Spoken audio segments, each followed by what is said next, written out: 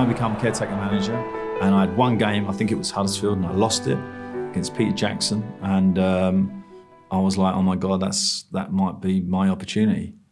I knew though that the owner kind of had a feel for me. I sensed it. And then I went away for a period. Then I come back. Would you be caretaker manager? I was like, I didn't really have a choice really. I took it. And then they offered me the job full time. And it was a massive break for me. And John Medeski, again, somebody, in your career as a football person, you have to have people who believe in you. And if you don't have that, you're not going to get the breaks. Ron Nodes had that belief in me. Steve Cobble had that belief in me. Keith Peacock had that belief in me. Terry Bullivant. And now it was the turn of John Medeski, and I thank him immensely for that opportunity. What I put together was took a little bit from Steve Coppell in terms of the hunger of the players. I looked for players that I thought were like desperate to prove people wrong, either the older pros or younger non-league players or out of the reserves of teams. And we built this real energised side. Got to the final and we got beat by a wily old manager and a wily old team that kind of just probably, you know, if I was to manage that team, if I managed Reading now against Walsall, I think we'd have won. We probably had the better team. But probably my naiveness and a little bit, I don't know, probably got wrapped up in the emotion of the game. We ended up losing. And I actually thought, wow, you know, Medeski was probably the biggest owner in that division. But anyway, he stuck with me and we got promoted, and that was really a springboard to massive success for me as a manager. We had such a good team. We had real energy. Harper, Sidwell and people like that, at Hughesy. And we didn't really have a problem with the Championship. And, you know, I look at Sheffield United now, you know, they come through League One and into the Championship and now straight to the Premier League. Once you've got that core, people who trust each other and they have the fight and the energy, it's amazing what you can achieve. We were quite comfortable in the Championship.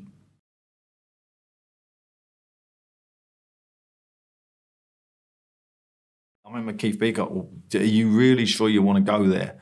You know, if you wait a little bit longer, there might be a bigger club. But I was like, West Ham, my God, I'm not going to get bigger than West Ham. Probably more, there was a bit of a thing in my head about West Ham anyway, in terms of the love for them. And I ended up on gardening leave, watching Trevor Brooking win most weeks, thinking, thanks, Trevor, that's nice. And going, oh dear, you know.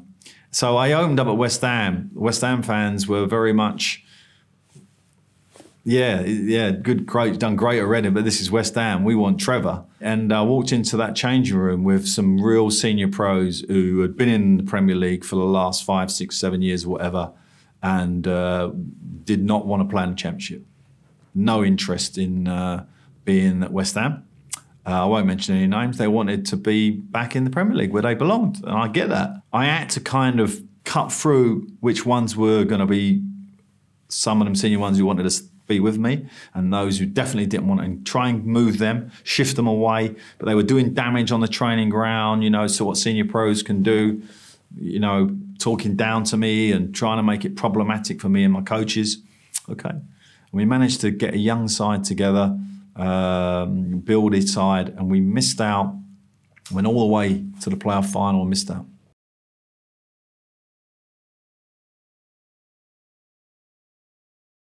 I think there was more chance of me getting sacked after the playoff final. And I managed to survive that. That first part of the season, we didn't go well. And we wasn't near the top. We were like, oh, but we had a young team. And I knew that the chief executive there, Paul Aldridge, and the owner, they didn't really have the money to sack me, bring another coach in and start bringing new players in. They didn't. So I never really felt that my job was on the line. I felt, no, we'll be right, and we could just get going. And we did, we just got going. We had momentum going in the playoffs, and that is massive. It was a real kind of good team. It was very similar to the Crystal Palace team that I played in.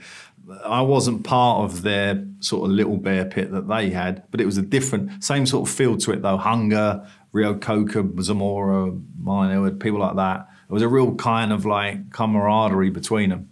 We'd done a real good job on Preston. They were, I think, a better team than us in terms of the way they played. Everybody knew what they was doing. They did this certain tactic and we subdued it completely. And they didn't really threaten us at all. We had one clearance from the goal line that was kind of as close as they come.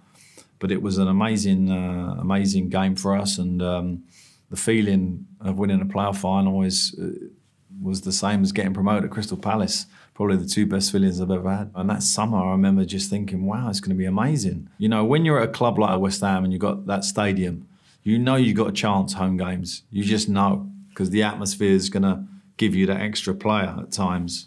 Okay, we're a relatively young team, but we still got the fans to go and attack some of these big teams, and that's what we tried to take in.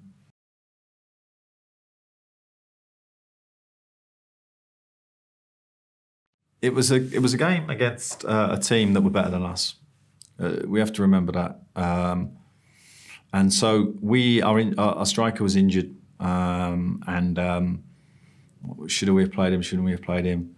We decided to play him, and he scored, and he was brilliant. And we were a better team. The Steven Gerrard goal at the end, everyone goes on about that goal, but it was like it was the winning goal, but it wasn't the winning goal. It was, you know, we had won the game. We literally, Peter Grant come to me about 8 minutes to go, and he goes, what do you think? We were obviously leading by 1 goal, and I said, I think we're all right, Pete. And he went to me, we just need to look after Steven Gerrard. That's all we need to do. Let's put Nigel on him, and I don't think they'll score. And I went, no. Oh, bloody good point.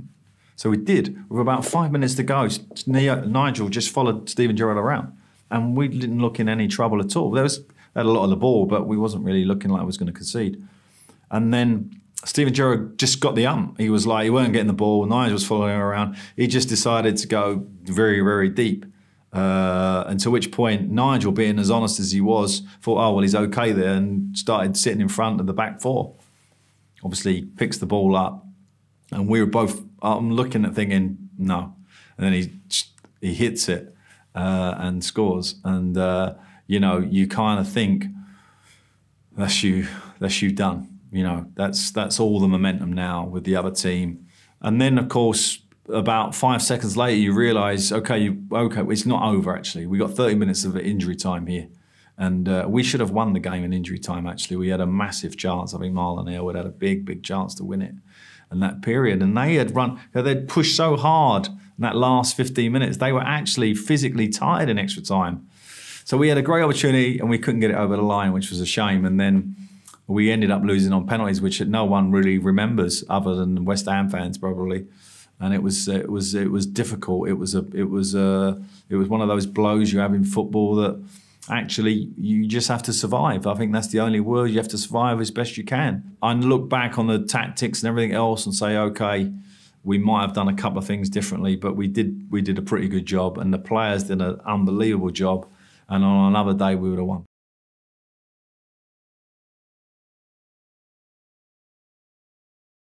The one thing I wanted to do was buy Milner. That was all I wanted. And we could get him. I know we could get him. And the chief executive was going, oh, no, da-la-da. And I was going, I only want James Milner. Just get me James Milner and we'll be happy days. No, anyway, the signals weren't right. And then he rang me and he said to me, what would you do if I told you we were going to bring you Mascherano and Tevez? And then there was a big press blowout about these two guys have been Man United and Man City and Liverpool and put around Arsenal we're going to take, and then no one's taken them, and they've ended up with us. Well, I didn't have an issue with that really, because they're two great players. Anyway, they arrived at the football club. Mascherano was Mascherano. He's just come in, he's like that. Tevez looked like he'd been on the beach for 9 months, and he'd come in, and the players were like looking at me as like, Gaffer, he can't even run.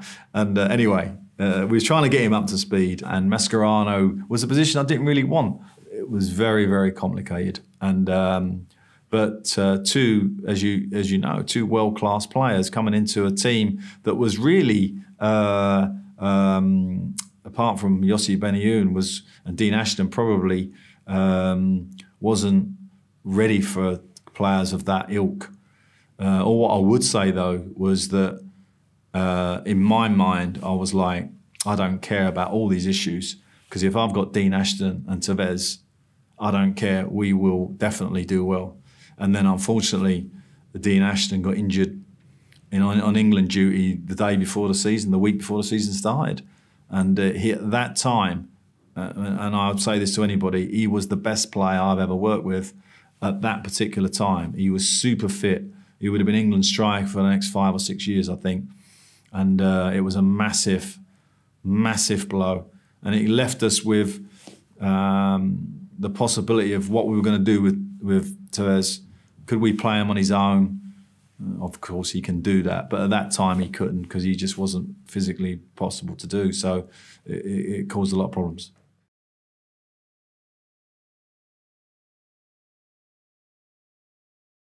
I think owner. I remember speaking to him, and I realised I'm done, and I was done about 4 or 5 weeks later. So as a coach, you have to understand those moments going to come at some point. You might be doing really well at a football club. You might think you put a nice philosophy in there. Fans like you, players respect you, your staff you're looking after. You've got all that going well, and a new owner can come in and you not be his flavour and forget it. That philosophy is gone. I was hurt by that and let down by that. And of course, you feel you don't deserve it, but you could argue I deserved it because of the results and everything, so you have to accept that. And then I went to Charlton, which was a bad move for me because I almost kept him in the Premiership in the first year, and we'd done very, very well. It was actually probably as good a period as I've had as a manager. We really was unlucky. Darren Bent got injured just for a crucial point, and we didn't make it. Once we went down, I was told by the owner that we'd have to sell one player, Darren Bent, and we'd be okay. But we wasn't. We sold loads, and it was really, I really felt like I got let down at that football club by the owner and false promises, and ended up losing my job again. Then I went to Southampton, which had the greatest owner probably that there could ever be. Unfortunately, he was poorly, and Nicola Cortese was the chief executive who ran the football club, and he was a fiery character. And I have no problem saying that we had some real kind of clashes. Firstly, we were minus 10 points start of the season because we'd been in financial, they'd bought a financial problem, and so they bought the 10 points. I had no team, literally no team. I had to build a team from scratch. And again, I thought I did really, really well there. We signed Ricky Lambert that no one fancied at Bristol Rovers. We managed to get him on the right track. But we brought some good players in. And in there we had Chamberlain, I give a debut to, and Lallana. In the first division, I had Chamberlain one side, Lallana the other side, and Ricky Lambert up the top of the pitch, which you could play in the Premier League today, probably. If maybe Ricky was a couple of years younger, but certainly the two. So we had an unbelievable team. We didn't quite make the playoffs, and the next year, Cortese, I could tell I'd lost him somewhere along them clashes. I'd lost him. He was a young chief executive. I was like hungry, wanting to get back to the Premier League. It was too much going on, and I love Southampton, and I love their fans, and I love the football players that I had there. And again, I got the sack. Suddenly, the ball was very much out of my court. Sacked at Charlton, sacked at West Ham, sacked at Southampton. I thought, wow, this is going to be difficult now, and you're going to have to fight to get back in.